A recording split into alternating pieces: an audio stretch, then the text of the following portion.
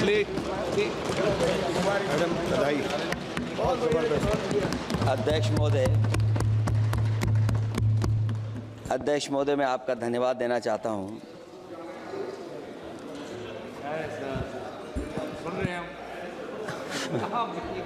अध्यक्ष महोदय, मैं आपका धन्यवाद देना चाहता हूं। साथ ही साथ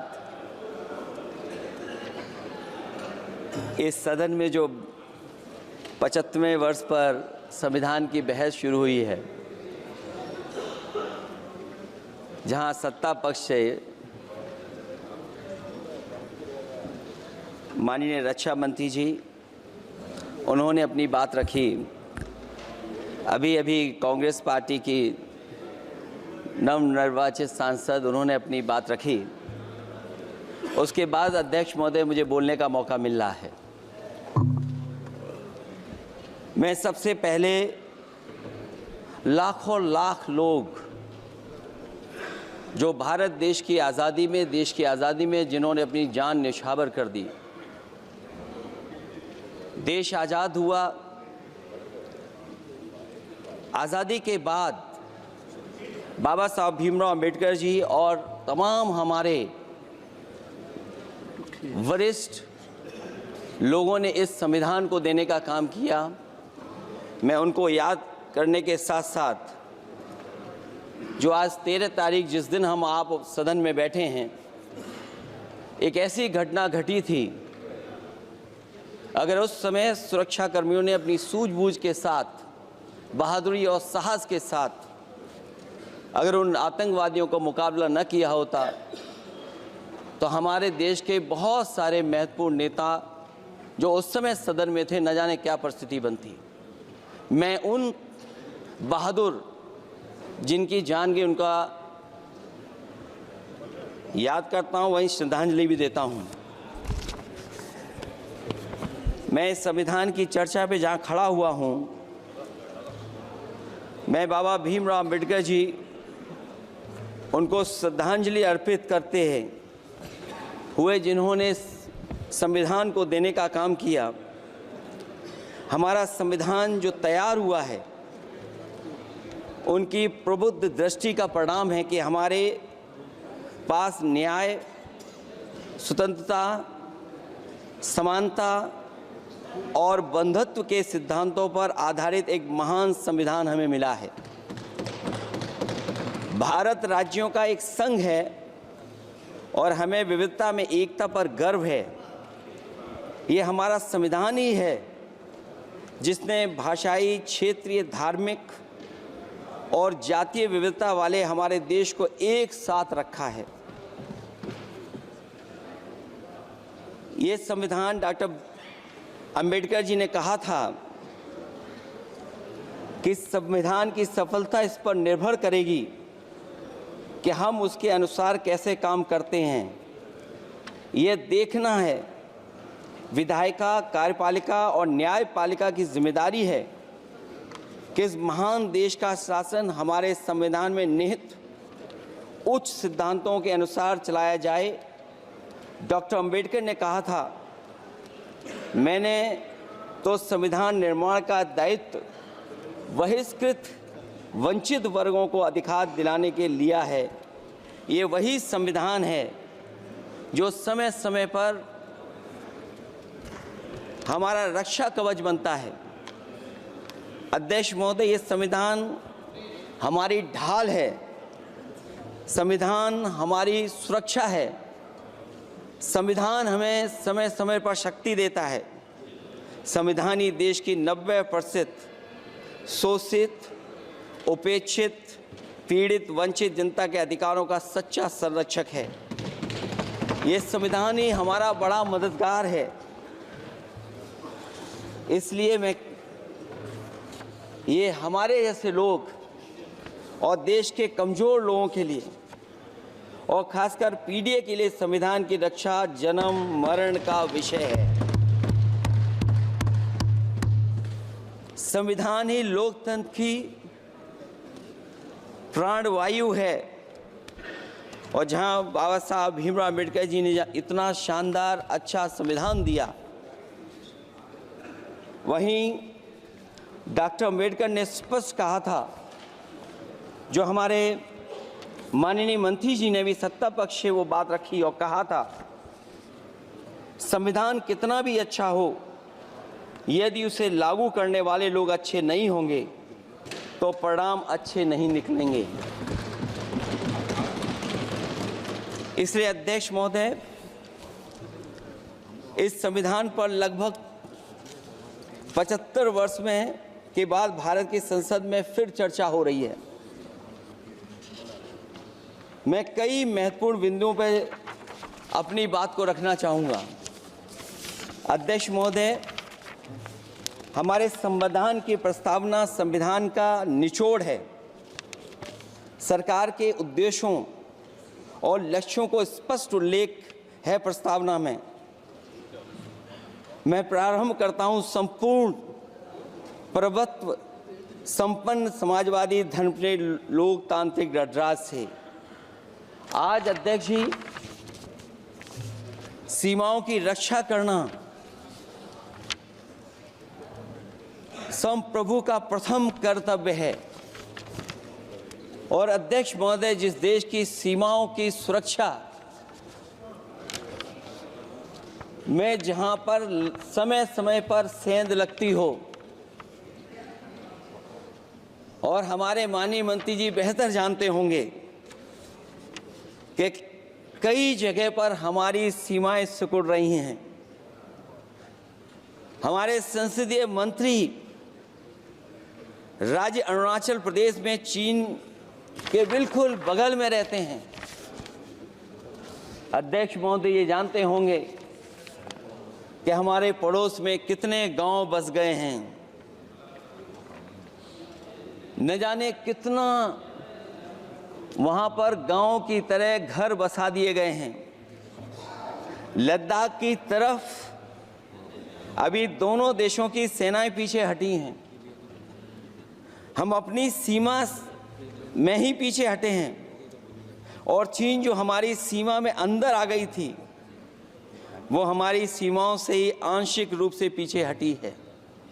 और अध्यक्ष महोदय, उस सीमा के पास एक रिजांगला मेमोरियल बना था।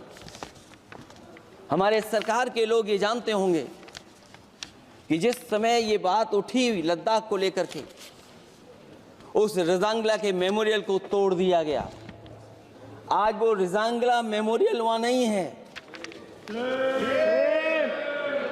और उस लड़ाई के लिए अध्यक्ष महोदय, हमारी फौज के लिए कहा गया था कि हमारी वो बहादुर फौज है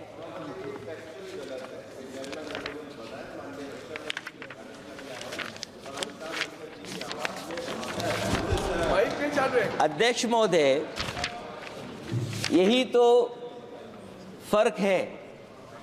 कहां पर था, कहां पर बना अब। और अध्यक्ष महोदय, मैं सरकार को बताना चाहता हूं, अध्यक्ष जी, मंत्री जानते होंगे, मंत्री जी, केवल 12 किलोमीटर सड़क बनी थी,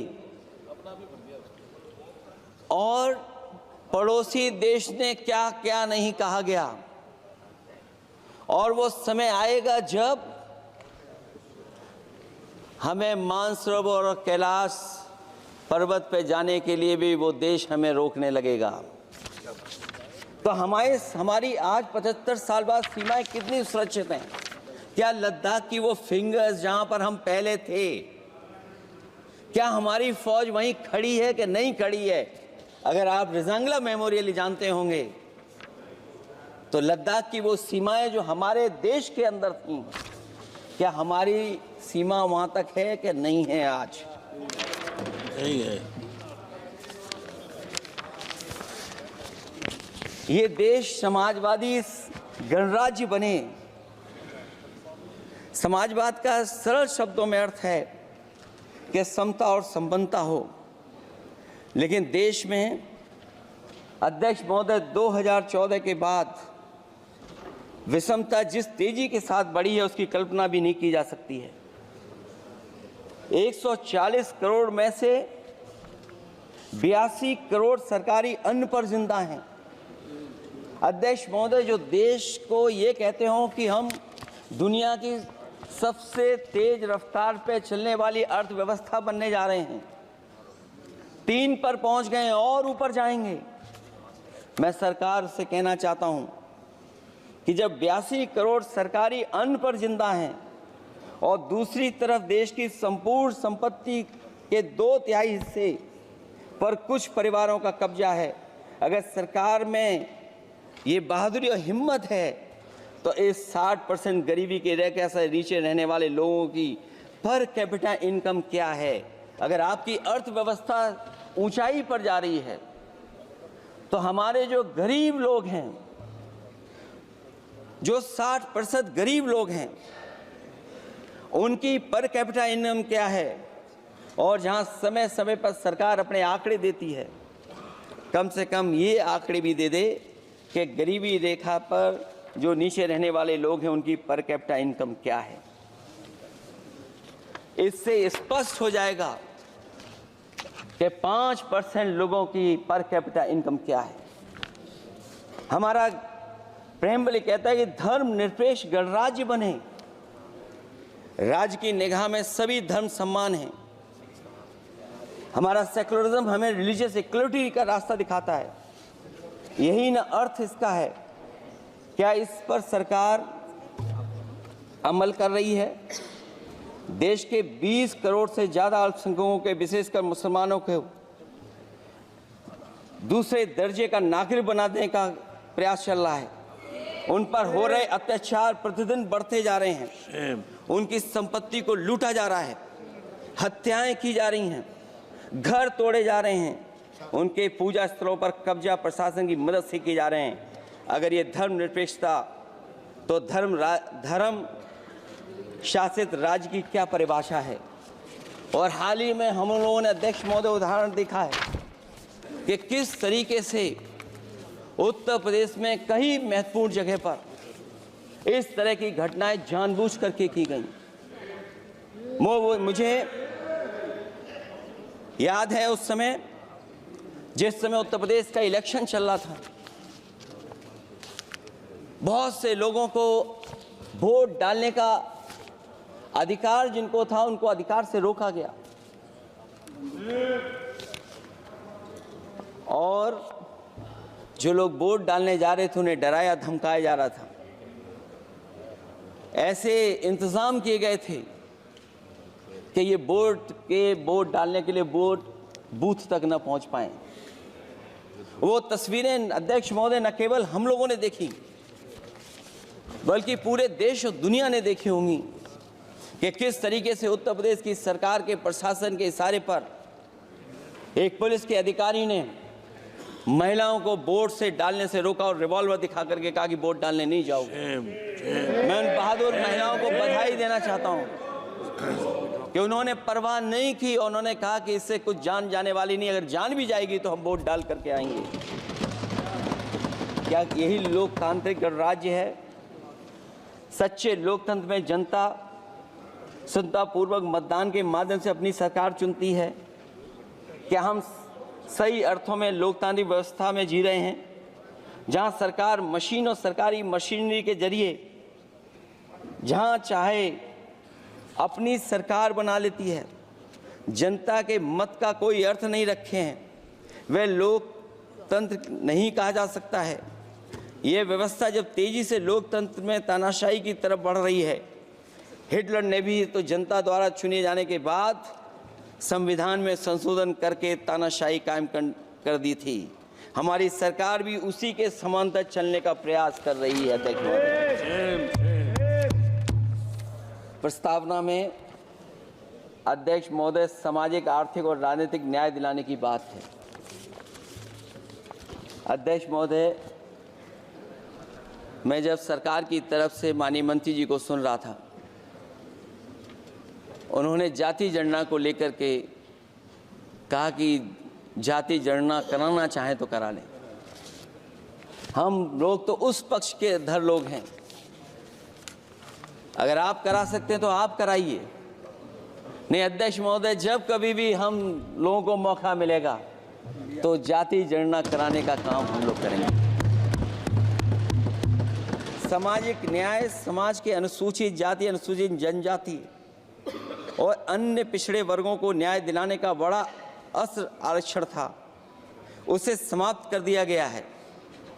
आउटसोर्सिंग और कॉन्ट्रैक्ट बेसिस पर थोड़ी बहुत नौकरियां जो दी जा रही हैं, उनमें दलितों और पिछड़ों का कोई आरक्षण नहीं है। शिक्षण संस्थाओं और विश्वविद्यालय में प्रोफेसर्स और वाइस चांसलर के चयन के समय इनके आगे लिख दिया जाता है, एक नया शब्द का इजाद हुआ, NFS, नॉट फाउंड सुटेबल।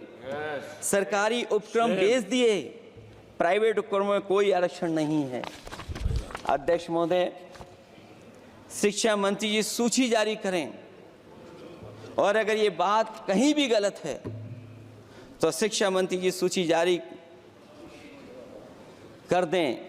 देश के सभी केंद्रीय विश्वविद्यालयों के वाइस चांसलर की ओर प्रोफेसर्स की एक, मैं तो कहूंगा अध्यक्ष महोदय कि शिक्षा मंत्री जी अगर ये सूची जारी कर दें कि जितनी भी सेंट्रल यूनिवर्सिटीज़ हैं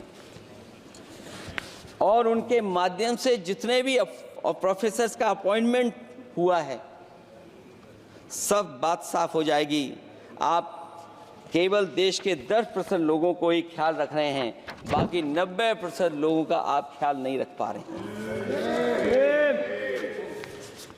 और जाति जनगणना कभी जाति में भेदभाव नहीं बढ़ाएगा अध्यक्ष महोदय। जाति जनगणना जातियों के बीच दूरियां कम करेगा और तमाम हमारे ऐसे समाज के लोग जिनको न्याय नहीं मिला, जिनको अधिकार नहीं मिला है, अध्यक्ष महोदय कम से कम जाति जनगणना के बाद उन्हें अधिकार और सम्मान दिलाने का काम भी हो सकेगा। इसलिए हम इसके पक्ष में हैं। आर्थिक न्याय के बगैर न सामाजिक न्याय मिल सकता है और न राजनीतिक न्याय मिल सकता है। गरीबी का नाजायज लाभ उठाकर धन्ना सेठों की सरकार चुनाव में पैसा बांटकर राजनीतिक न्याय का भी अपहरण कर लेती है। कर्ज में डूबी बड़ी आबादी महाजन के दबाव में अपनी इच्छा के खिलाफ वोट देने को विवश हो जाती है। चुनाव में सत्ताधारी दलों द्वारा पैसे की भरमार के चलते कोई सामान्य कार्यकर्ता चुनाव नहीं लड़ पा रहा है। बड़े पैमाने पर धनवान चुनकर आ जाते हैं। पैसे के बल पर जब तक आर्थिक विषमता समाप्त नहीं होती, लोगों को राजनीतिक न्याय मिल नहीं सकेगा। प्रस्तावों में आगे जो लक्ष्य है, विचार, व्यक्ति विश्वास, पंथ और उपासना की स्वतंत्रता, अन्याय के खिलाफ विचार व्यक्त करने पर जेल, अभिव्यक्ति की स्वतंत्रता का अर्थ है देशद्रोह। अगर भाजपा के मत के नहीं हैं, दूसरे धर्म के हैं तो प्रताड़ना के हकदार हैं। और अब तो उपासना करने पर भी दिक्कत है, क्योंकि हर मस्जिद के नीचे मंदिर खोजने वाले तत्व इस देश को शांति से रखना ही नहीं चाहते हैं। उन्हें कानून की कोई परवाह नहीं है। मैं इस मौके पर धन्यवाद देना चाहता हूं। सुप्रीम कोर्ट का कम से कम वो फैसला आया है जहां कुछ दिनों के लिए ये पाबंदी लगाई गई। व्यक्तियों की गरिमा और देश की एकता और अखंडता को सुनिश्चित करने वाली बंधुता, ये विभाजनकारी नीतियां संविधान की प्रस्तावना के उस उद्देश्य से जरा भी मेल नहीं खाती है। व्यक्ति की गरिमा लिंचिंग से धूल दूषित हो चुकी है। उद्योगपति सरकारी आतंक से परेशान हैं, होकर के अपनी पूंजी समेटकर देश छोड़ गए हैं और लगातार जा रहे हैं। अध्यक्ष महोदय, आज़ादी के बाद उद्योगपति कभी इतने भारत छोड़ करके नहीं गए होंगे, देश छोड़ के नहीं गए होंगे जितने इनकी सरकार में चले गए हैं। अगर व्यक्ति की गरिमा सुनिश्चित हो तो कोई व्यक्ति क्या अपनी मातृभूमि को छोड़ करके जा सकता है। सरकार इस पर आत्मचिंतन करे। अगर आपसी मतभेद पैदा करके एक दूसरे के प्रति अविश्वास पैदा किया जाएगा तो क्या देश की एकता और अखंडता के लिए एक अशुभ संकेत नहीं होगा।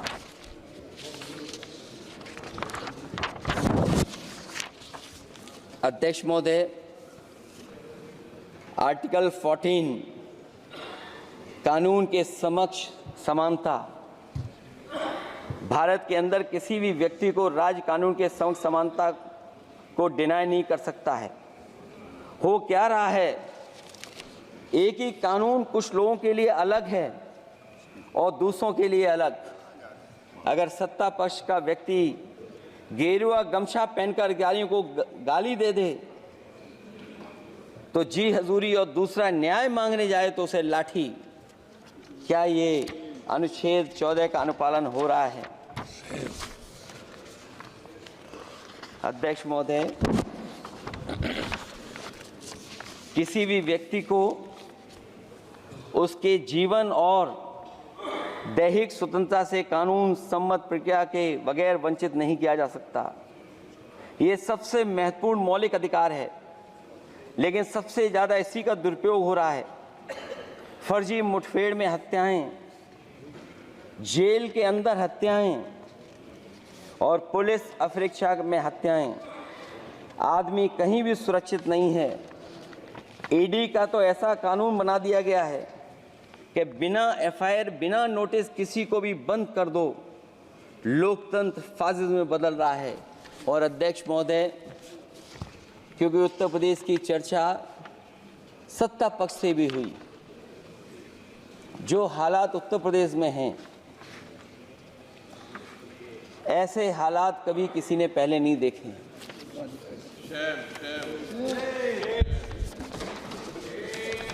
जहां पर कानून की समय समय पर धज्जियां उड़ रही हैं। और अध्यक्ष महोदय, केवल एक घटना नहीं मैं कहना चाहता हूं, ऐसी तमाम घटनाएं हैं जिनके बारे में मैं कह सकता हूं। आज़ादी के बाद अगर हम 75वें वर्ष में इस बात पर चर्चा करें संविधान पर, और आए दिन लोगों को न्याय मांगने के लिए आत्मदाह करना पड़े, तहसील हो वहां पे आत्मदाह, जिलाधिकारी हो वहां पे आत्मदाह, न्याय मांगने के लिए अगर मुख्यमंत्री आवास में जाना पड़े वहां पे आत्मदाह। सोचिए हम किस दिशा में जा रहे हैं। और अध्यक्ष महोदय, किसने नहीं देखा कि टीवी पे चलते हुए लोगों की जान ले ली गई? लाइव देखा है सबने। ये कहां का न्याय है? न केवल वो, बल्कि पता नहीं अध्यक्ष महोदय, हमारा प्रदेश कस्टोडियल डेथ में सबसे आगे जा रहा है। महिलाओं के उत्पीड़न में सबसे आगे जा रहा है। ये मैं नहीं कह रहा हूं, अध्यक्ष महोदय, ये सरकार के आंकड़े बता रहे हैं। और न केवल इन चीजों में आगे जा रहा है, बल्कि आजकल जो नए जमाने का डिजिटल इंडिया है, अगर साइबर अपराधों में सबसे आगे कोई प्रदेश दिखाई दे रहा है तो वो उत्तर प्रदेश दिखाई दे रहा है। ये अलग बात है अध्यक्ष महोदय कि कभी कभी जो डबल इंजन की सरकार चलने वाले जो दावा करते थे, पहले इंजन टकराते थे, अब तो डब्बे भी टकराने लगे हैं। Double engine single driver. और होड़ लगी हुई है कि कभी किसी ने दिल्ली का रास्ता किसी माध्यम से अपनाया था, उसी रास्ते पे चल करके आगे बढ़ना चाहते हैं। इससे खराब इस लोकतंत्र में और क्या हो सकता है? जिन लोगों ने ये कहा हो कि हम नौकरियां दे देंगे, आज नौकरियां कहां हैं? रोजगार कहां हैं? और अध्यक्ष महोदय, अगर वादा किया जाए नौकरी और रोजगार का, इन्वेस्टमेंट का, और सपने बड़े दिखाए जाएं, ये बात मैं इसलिए कह रहा हूं कि माननीय मंत्री जी भी उसी प्रदेश से आते हैं, प्रधानमंत्री जी भी उसी प्रदेश से आते हैं। आज कई मायनों में, कई आंकड़ों में उत्तर प्रदेश पीछे दिखाई दे रहा है। जहां रोजगार के सवाल पर, जो सरकारी नौकरियां इसलिए नहीं क्योंकि आरक्षण न देना पड़ जाए, इसे सरकारी नौकरियां नहीं हैं। आए दिन पेपर आउट, पेपर लीक, न केवल पेपर लीक है बल्कि जानबूझ करके पेपर लीक कराया जाता है जिससे कि परीक्षा रद्द की जा सके। और जो अग्निवीर वाला सवाल था वो आज भी वैसा ही का वैसा है। हम लोग अग्निवीर वाली व्यवस्था कभी स्वीकार नहीं कर सकते हैं। जो पहले भर्ती जैसी होती थी अध्यक्ष महोदय, अगर वैसी ही भर्ती होगी तो हमारी सीमाएं और सुरक्षित होंगी, हमारे और नौजवान जाकर के देश की असली पक्की वर्दी पहनने का काम करेंगे। ये अध्यक्ष महोदय कैसी चर्चा संविधान की जो है बिना प्रधान की।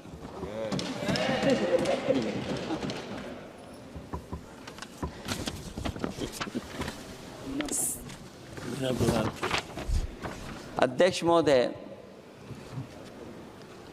इस सरकार में जो लोकतंत्र के साथ खिलवाड़ हुआ है, इतना कभी खिलवाड़ नहीं हुई होगी।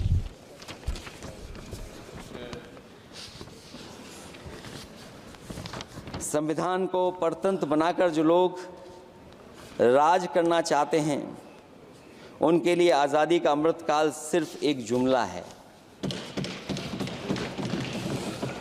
और अंत में मैं सिर्फ एक ही बात कहना चाहता हूं कि संविधान बचेगा तो न्याय बचेगा, और न्याय बचेगा तभी सबको बराबर मान सम्मान, सबको बराबर मौके मिलेंगे, भेदभाव भी मिटेगा। और भेदभाव का भाव भी इसलिए आज फिर से संविधान को बचाने के लिए एक और करो या मरो आंदोलन की ज़रूरत है। इसलिए अध्यक्ष महोदय, हम आपको भरोसा दिलाते हैं, पिछले चुनाव में भी बहुत सारे सत्ता पक्ष के माननीय लोग ये कहते थे कि हमें इतनी सीटें मिल जाएंगी तो हम संविधान बदल देंगे। अध्यक्ष महोदय, मैं आपके माध्यम से जनता का धन्यवाद देना चाहता हूं कि उन्होंने 400 पार के नारे को गिरा दिया और विपक्ष को इतनी ताकत दे दी कि इनकी जो सपना था संविधान बदलने को, उस सपने को तोड़ने का काम किया। अध्यक्ष महोदय, बहुत सारे साथी इधर के ही उधर हैं,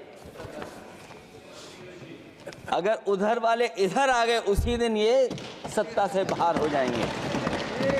अध्यक्ष महोदय, आखिरी में मैं कुछ लाइनें कहकर के अपनी बात खत्म करना चाहता हूं। न मेरा है न तेरा है, ये हिंदुस्तान सबका है। नहीं समझी गई ये बात तो नुकसान सबका है। हजारों रास्ते खोजे गए उस तक पहुंचने के, मगर पहुंचे हुए ये कह गए भगवान सबका है। जो इसमें मिल गई नदियां वो दिखाई नहीं देती महासागर बनाने में, मगर एहसान सबका है।